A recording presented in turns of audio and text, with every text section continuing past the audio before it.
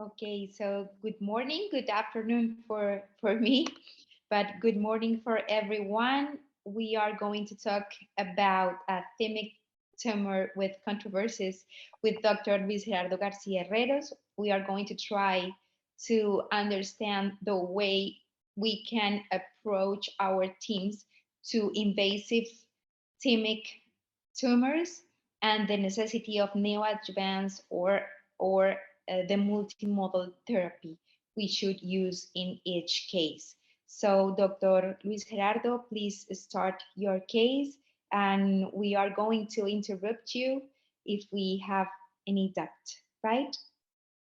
Of course, we are few people, so you can interrupt whenever you want. And thank you, Adriana, for your introduction, and thanks everyone for being here again this year. And this is the case that I said, Facundo, that I name it was controversies, because in the approach of thymic masses, we can have different ways to approach not only in the surgical approach, in all the aspects of the tumor. This is the case of a 58 years old male. He is a physician, a rheumatologist, and he had at the in September of 22 exercise dyspnea, and he consulted, and a chest X-ray was taken, and they identified a left phrenic palsy with a big mediastinal mass. And this day, a CAT scan was taken, and without contrast, and it showed a big anterior mediastinal mass. He came to me the next day with those two X-rays and CAT scan, and he had a recent history. In October 2021, he had a laparoscopic surgery for a congenital adhesion with obstructive bowel symptoms, and at that time he had this chest X-ray. This chest X-ray 1 year ago was interpreted as normal. I don't know if you see any abnormality. That's the first thing I would like to share with you. What about the diaphragm, the left diaphragm, a little bit higher? Yes, it's a little bit higher. And the mediastinum is enlarged, I guess. The mediastinum is a little enlarged, yes. But the chest X-ray was interpreted as normal. So this is the main. Dr. Stern. Yes, the left diaphragm should be lower than the right. And there's a question of the right border of the mediastinum. Yes, the right border of the mediastinum is enlarged. Yes. Well, when he came to my hospital, I ordered him magnetic resonance of the thorax, because the CAT scan was without contrast.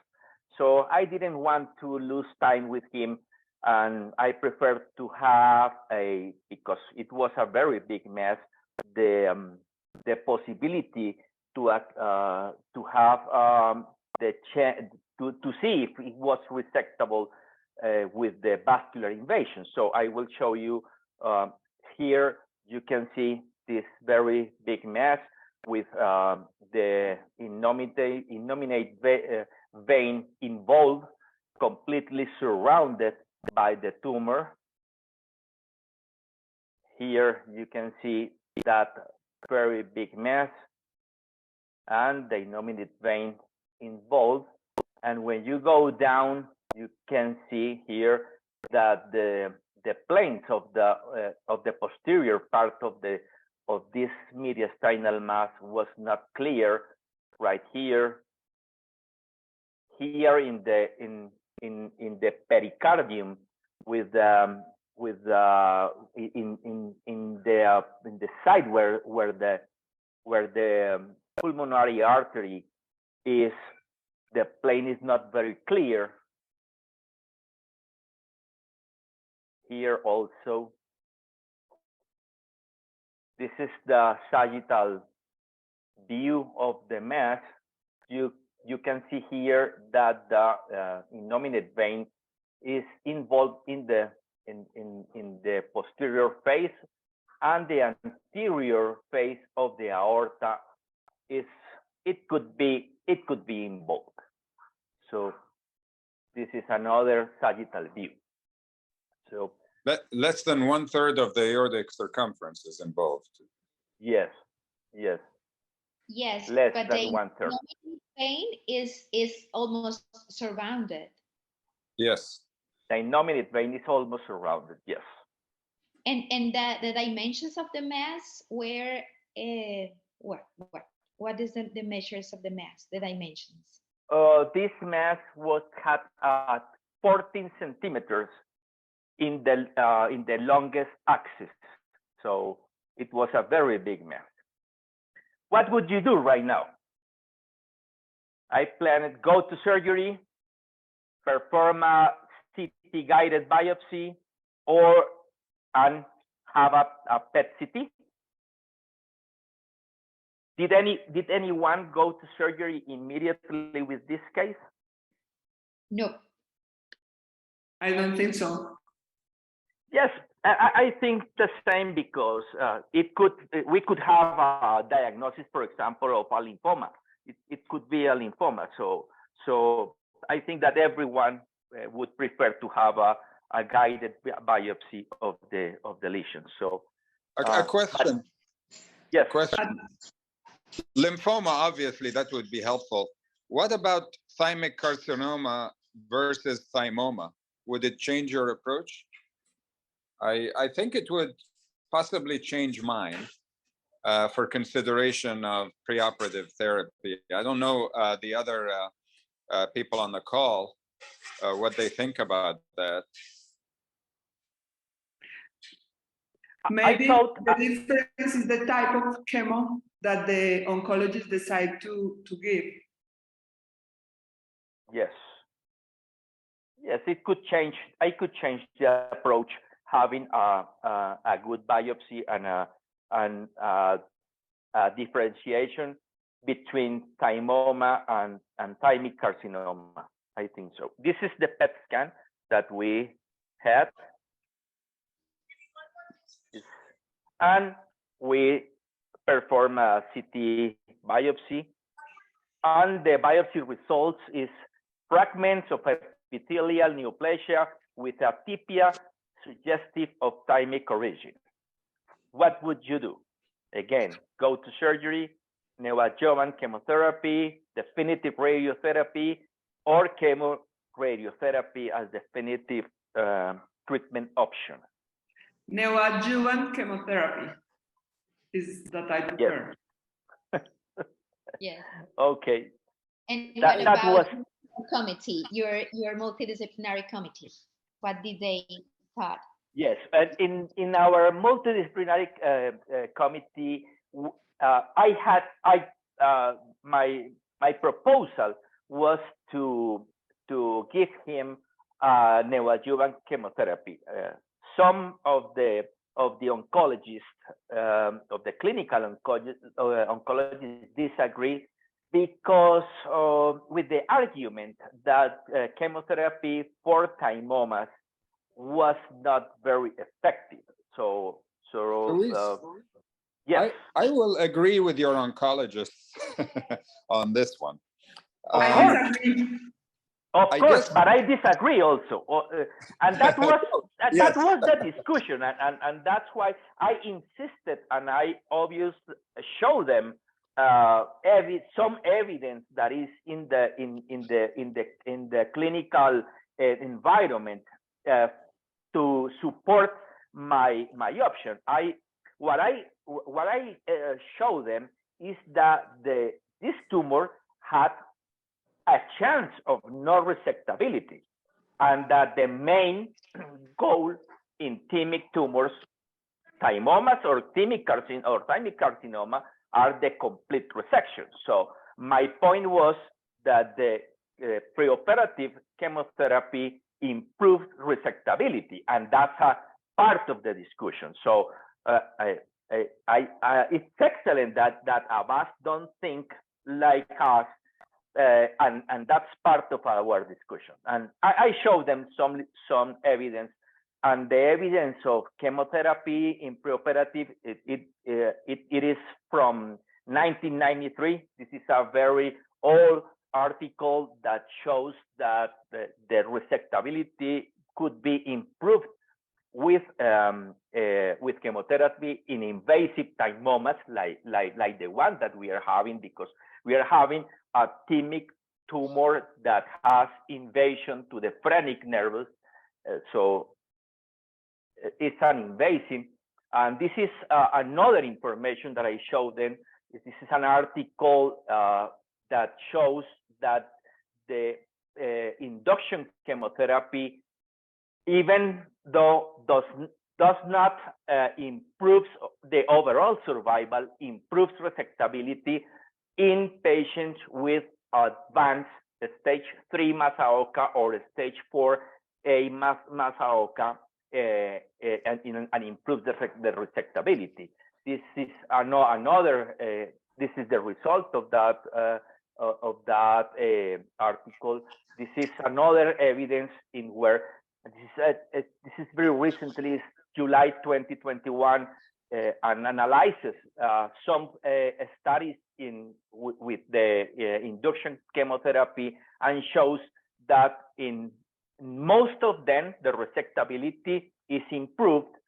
And here is one article that from Cardillo that also improves the overall survival. So with this evidence, we staged the patient as stage 3, because I thought that the left phrenic palsy and the invasion of the left phrenic nerves indicates a macroscopic invasion into adjacent organs. So I staged it as a stage 3, and finally the multidisciplinary committee, based on other patients that we had, and the response with the induction chemotherapy, approved to give the patient the neoadjuvancy with cisplatin, doxorubicin, ifosfamide.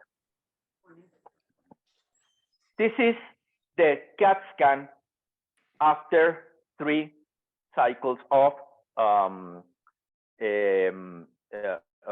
neoadjuvancy, and you can see how the innominate vein is already free from mass. Before, it was almost completely surrounded. The size of the tumor is the half. Now it's a tumor with a 55% reduction in size, and we can see right now in the CAT scan how the pulmonary artery is completely seen without tumor, and we consider a very good response. And this was in 2 months, 3 cycles, 2 months. So here, of course, as was planned in the committee, we opt for the surgery. And now, what approach would you suggest for this case? Sternotomy, left bats, robotic? I would like to discuss a little about. Or left. Right. Okay. Do you have more cuts, Luis, or is this the only cut on the scan? Oh, So that this is the only cuts I have in this one here. Yes. Oh, Okay. I'll show you my. So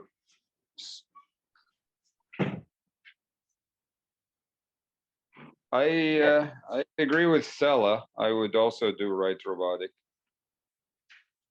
Right robotic. Okay. Why not left? Why Yes. do you prefer the right side if the predominance of the mass is located on the left side? Is it though? It looks middle, and I don't think it matters. I think if whoever's going to do it robotically, half of them will go from the right or from the left.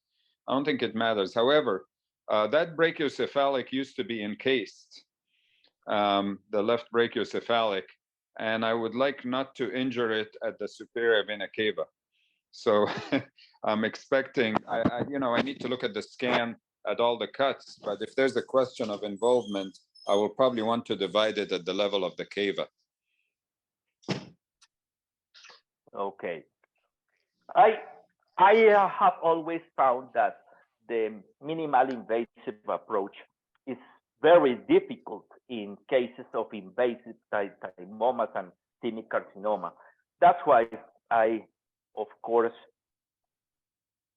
perform a sternotomy.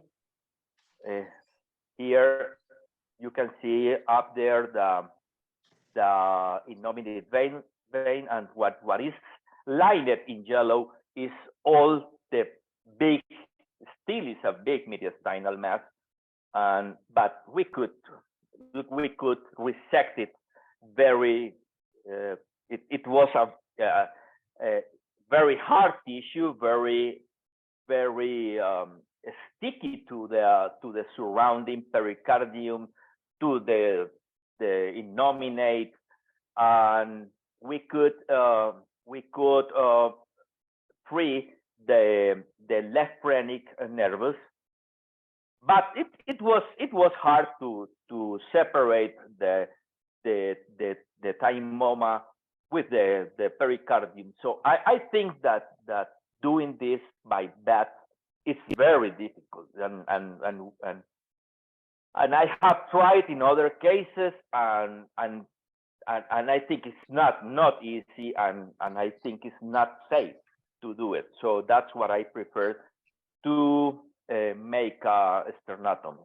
This is the surgical peel after the remotion of the tumor. You can see here all the up there, the innominate vein, the pericardium of completely free from tumor, and this is here I am showing with the clamp the frenus, the phrenic nerve. So Luis, may I ask, yes, before pathology, why did you preserve the pericardium? Why I didn't understand you about? I mean, would it have been easier to open the pericardium and include it with the specimen? It was not very hard to free it from the pericardium. It was hard because the mass was so petrous mass, but it was free quite easy from the pericardium. I think that the and also the vein was easy. The hardest point was in the innominate vein. Yes, I think. Do you have any doubt about the invasion of the pericardium? No. At the surgery, there was no invasion of the pericardium. Okay, nice. And this is the reason because I think that by bats it's not so difficult that you think. We are performing this type of surgery even after induction with Adriana. Do you remember, Adriana? At yes, least one place I was performing the tumor. And I suppose that it was more difficult, but it was not so difficult. And the vision is very good. It's not so different that when you perform surgery for up front. Okay. Yes, and we have the harmonic and other devices that makes it easier, makes easier the dissection. And you can see with some zoom augmentation the image of the phrenic nerve and the invasion of the innominate vein, and the upper dissection close to the vessels could be easier with the camera vision. That's what I was about. What I have found in bats is that it's very difficult to mobilize the tumor with the clamps that we use for bats. Is because the tissue is very hard, it's very sticky. So that's what I find is a great difficulty in the mobilization of the whole mass. So that's.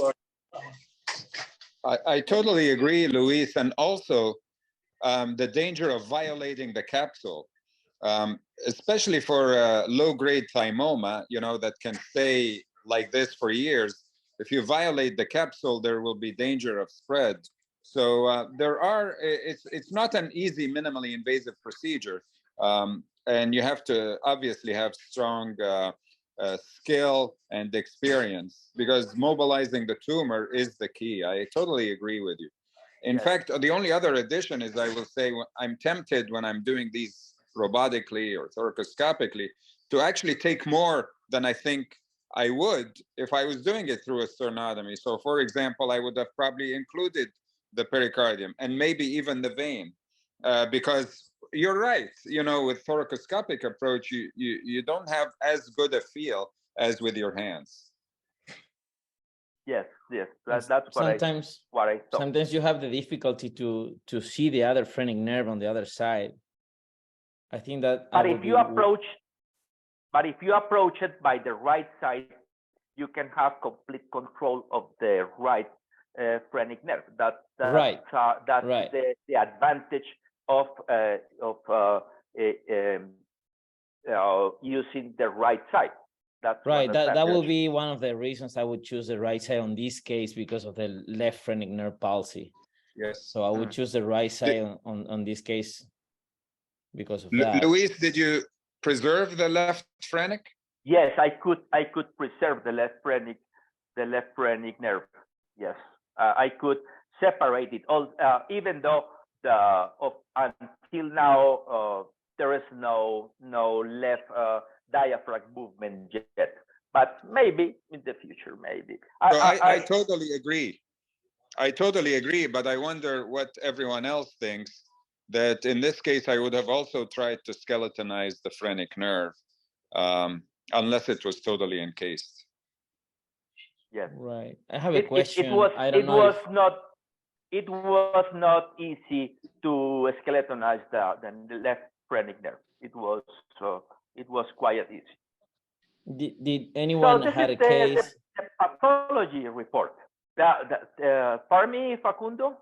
No, I was wondering if anyone had a case where they approach a minimally invasive tumor like this, minimally invasive approach for a tumor like this, and had to ligate the left innominate vein, maybe through the right, if it's easy or not to do that, or if anyone had a case like that before. If you want to have complete resection of the tumor and you have to resect the innominate vein, there is no problem.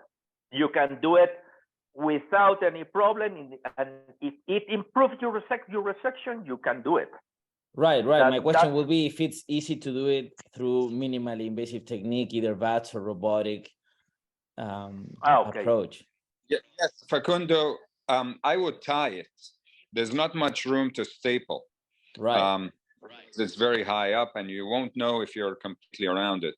So I put 2 ties on each side, and then I use the scissors sharply to divide in between the portion that's included. You can maybe staple it off the cava, but the proximal portion is difficult to staple, Right. and you would tie. Yeah, I was thinking about that. Okay. Dr. Garcia Herreros, before the pathology report, I would like to know the opinion of Doctora Martinez about the subxiphoid approach for this kind of complex cases. If she's okay by doing this approach. I don't do the subxiphoid approach, but I believe in it. I would like to learn how to do it better, because I think it gives you equal exposure to sternotomy if it's done right. People who have shown their work have really shown excellent videos of the exposure, and they can go above and below the nominate vein. So I think it's a better approach. You have to pick the right patient habitus. They can't be obese in order to allow lifting of the chest wall. Right. I had some Asian colleagues last year that actually they showed me how easy it was for them to do the subxiphoid approach for this kind of tumors, and it's interesting. It would be interesting to learn it. VATS or robotic? Bats. It was a South Korean colleague, like a fellow of me in Memorial, and he actually was an attending in South Korea, and they do everything uniportal, and they showed me how they did the subxiphoid approach, and it was really nice. Yes, I suppose that. Yes. I think that that we have to start doing subxiphoid approach, and starting with the patient with myasthenia gravis is it's a good option to familiarize with the approach. Yes. So this is the report. It's a thymic epithelial neoplasia, thymoma, type B3, tumor size, actual tumor size, 7.3 centimeters, 3.2, 2.7, transcapsular invasion, focal invasion to perithymic path, margins free of tumor, no lymphovascular invasion, and it was reclassified as Masaoka Koga 2A. And this is, for example, to support the decision of neoadjuvant chemotherapy. This is another case that we had at the beginning of the last year. Another patient. This is a female patient with also a very big tumor with you can see there the superior vena cava thrombosis,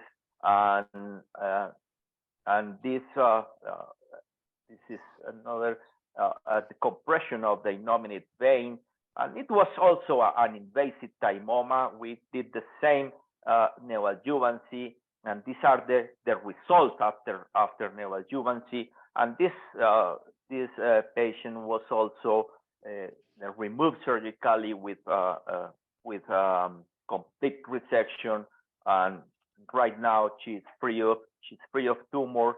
So and we have had not many, but some cases of neoadjuvancy in thymomas, in invasive thymomas with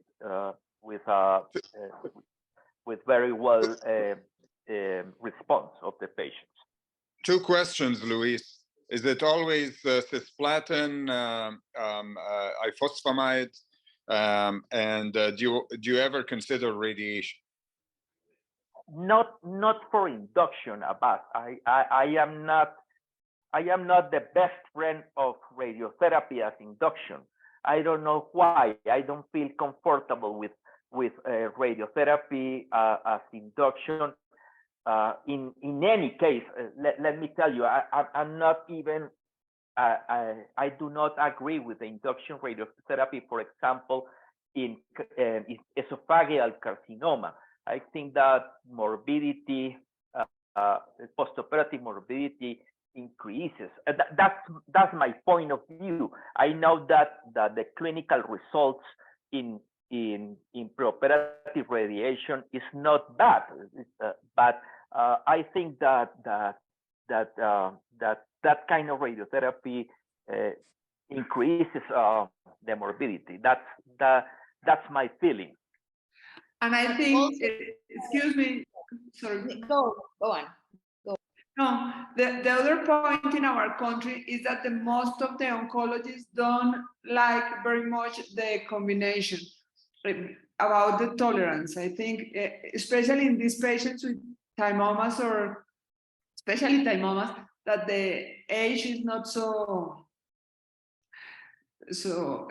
they are not so young people, and I have the impression that the oncologists in our country don't like the combination of chemoradium. In thymic tumors. The evidence for tumors Okay. is bad for neoadjuvants with radiotherapy. I mean, radiotherapy has more evidence for consolidate the therapy if you have margins, if you left margins, or the pathology report says that it has a very close margins of resections. So you have to do something else, and this is radiotherapy. But for neoadjuvant therapy is not very strong, the evidence. Do you use ABAS radiotherapy as No, I also do not. And like was mentioned, I prefer to save radiation therapy in case there's any concerning margins. And I also, I do use neoadjuvant chemotherapy for cases like yours with strong concern of macro-invasive disease, locally advanced. However, it's not just by size. So, for example, for a giant thymic mass that does not appear to be locally invading, I would not prefer to give any neoadjuvant therapy. Now, they are right that the response rates are less than you would expect in lung cancer, and those combinations can make those patients sick. Luckily, yours didn't, but I've seen also neoadjuvant chemo in these thymic tumors sometimes make them very sick. Okay. One question. So yes. In this last case, what kind of approach do you use? I approach it as with a partial sternotomy. Okay. Not VATS. No, again, for the same feeling. I feel that the mobilization of the tumor is not easy after this invasive tumor. This patient was also a type B3 thymoma also. So in conclusion for this presentation is complete resection. Our patient is right now in radiotherapy for consolidation and no more chemotherapy, but he is right now in radiotherapy for consolidation. That we think that is the best approach to finish the treatment of this patient. Yeah. And in conclusion, complete resection still is the main prognostic factor for survival in patients. In patients with thymic tumors, and the timing of resection should be carefully planned to achieve this goal. I think that being the complete resection, the main goal, we should be very careful in selecting the patients, and that there is some evidence that neoadjuvant increases resectability and also improves survival. Of course, the level of evidence in this approach is a level 2. It's only the evidence comes from case and control studies. We don't have randomized studies in thymic carcinoma or in thymomas, and the level of recommendation right now is a level C. sometimes we could think that B, but I prefer to left recommendation type C in the neoadjuvancy. But I think that this is a tool in the right now for the patient with when the resectability is not, when we are not sure about the resectability of the tumor. That's my presentation and my discussion. Really, thanks a lot for your comments, and I agree more than disagree. I see. So if there is another opinion. No, only congratulations, Luis. I think it's a very nice case. We learn a lot. I think at the end that the approach is not the most important. The most important is the results. The end of the surgery. If you have a very nice, a very complete surgery, is the goal. I totally agree with Stella, and I actually totally agree with your approach, Luis. I do have a question. What if this appeared resectable, appeared easily resectable, but had evidence of pleural metastasis? What would your approach be? If it would have pleural metastasis? Yes. You know, 2 drop metastases in the base that also appear resectable with a clearly resectable thymic tumor. I just have a case similar to that coming up, and I actually advocated for upfront surgery because it appears completely resectable, as do the pleural nodules, and then consider adjuvant therapy after. Because in my opinion, I think surgery is the most important modality in these. And it's a B1. I think that if we have a case where we have just few pleural metastases, we can use the induction chemotherapy with resection of the lesion and the metastasis, and the patients go better than if you don't resect the lesion. So I agree with the resection in that are case 4A Masaoka patients. But if there are few pleural metastases that you could ensure that you could resect them, the patient goes better if they are resected. I had one case not so recently. It was about 8 or 10 years ago. The patient survived for more than 7 years. He, of course, died of progression of the disease, but he was 7 years free of tumor with that approach. Neoadjuvancy surgery with pleural metastasis resection, and of course he continued with chemotherapy and radiotherapy of the mediastinum, and he survived 7 years. Yeah. All right. Congratulations. Well, thanks a lot. Thanks a lot Congratulations. for the meeting.